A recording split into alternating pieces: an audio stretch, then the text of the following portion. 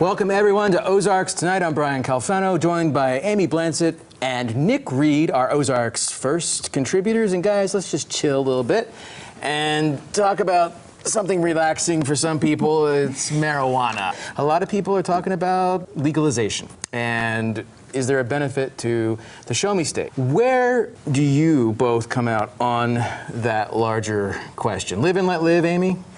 Honestly, it doesn't matter. And the reason I say that is for multiple reasons. The individuals who are going to end up making money on this, you'll see some propaganda, is that the shops are going to open in lower income areas, they're going to employ individuals, and there's going to be a social economic boost in that area. That rarely is seen, and really the only individuals making money are large companies and those who already have a lot of money to invest in these properties. The other thing we see is that taxation. So we're going to get taxes flooding into the state by taxing this product. We're seeing, other states that have done that are not seeing the taxation go into, the services as expected, and they're not doing, what was prescribed by them. We can go into crime and the idea of whether or not crime increases or decreases. The most important thing, though, is decriminalization. Decriminalization means that if I have a small amount on me, it doesn't affect whether or not I can get a job later. It doesn't affect when I was 18, if I did something stupid, now I have a misdemeanor or even a felony for something that honestly is one of the least harming drugs. So now I'm affected for a lifetime. And now we're having to go through expungement. So we're basically putting money back into something where we're saying, oh, hey, yeah, that was not a very good idea. We've affected people for life. Let's at least decriminalize and then work on making sure that we regulate in the same amount that we regulate for tobacco and alcohol. Is this just slouching toward Gomorrah if we end up legalizing this? I don't know. Slippery slope. Oh, you wanted to relax. So this shouldn't matter, but I've never, it's one of the few things I've never done. I don't have any desire to. Show of hands. Barring. I wore green today for a reason. Barring any sort of medical purposes to where it took pain away, I don't have any plans on it. I support the legalization of it for whatever people want to do with it. I just, for a number of reasons. Now, why is it illegal then? What is the rationale? You have alcohol, which causes drunk driving, which causes death. Sure. You have domestic violence linked to alcohol. You had the whole temperance movement historically that was linked to people drinking too much and going home beating up their spouses and their kids, right?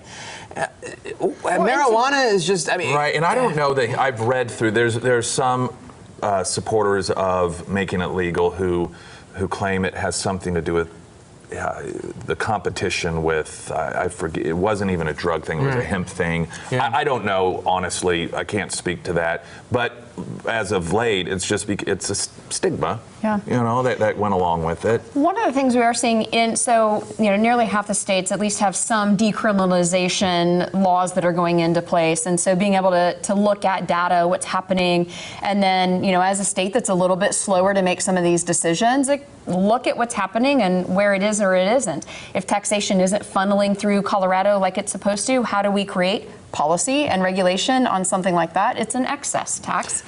I'll tell you what is funneling through is the smell. You don't like that? I don't like it. I don't like the smell of tobacco smoke. Well, I was about to say. But not as often. It should make it smell better. Well, that's right. Right? Put something in it. There's a solution, right? Well, or just don't smoke it. There's a different way to smoke it now. Apparently, it isn't. Eat it. There's all kinds of drink it. I didn't know that one. Do whatever you're going to do.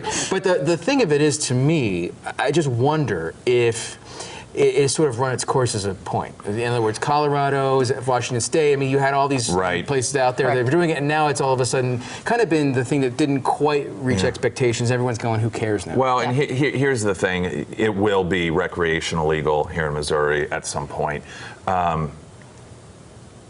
don't know. It was some time ago having this discussion very early on, and I said once politicians realize how much money they will get their hands on with it, they will start passing legalization. It is about the money, and you're right. Big companies are behind it, already paying into our politicians to begin making decisions. California is a tremendous example of not just what happens with this, but with government and business. You know, California had 3 counties for the longest time that was responsible for 80-90% of all domestic marijuana, and these were all small. They were, you know, Humboldt County being one of them, very, you know, illegal operations. But very excited once it was going to become legal recreationally.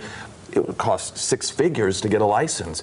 And so you have, as Amy pointed out, there are these just big corporations, and then the little guy isn't able to do it. And so what happened in California is you still have an underground marijuana economy, and for perhaps the first time in recent California history, they actually moved to cut taxes on the marijuana because they recognized they weren't getting as much revenue off it because people were continuing to buy underground, because it was becoming so expensive for it to become legal because of the government, you know, with the taxes and regulations and everything. And another thing we are seeing with the cost of it decreasing, so by legalizing, it becomes more affordable. So we're seeing less of it brought in from other countries, and then we can also look at if we can regulate and make sure that other things are added to it, or, you know, they're not laced with things. So there are some of the things where when we see a decreased price in it, we also see a decrease in the crime related with it because there isn't money in it. And so that is one thing that they've shown with at least the decrease in price of it, that it has decreased with some of the illegal activity around it. And you know, I just wanted to say too, not that anyone necessarily cares, but hurry up because I'm feeling hungry.